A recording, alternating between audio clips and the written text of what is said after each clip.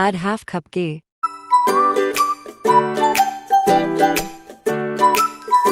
Add elaichi cardamom.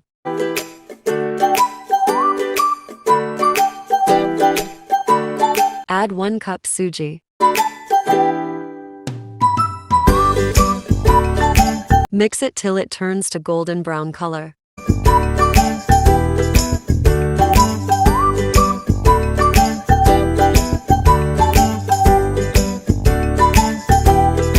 Add water 1 cup.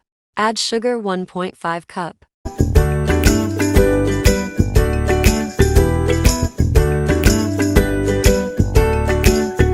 Add half cup water.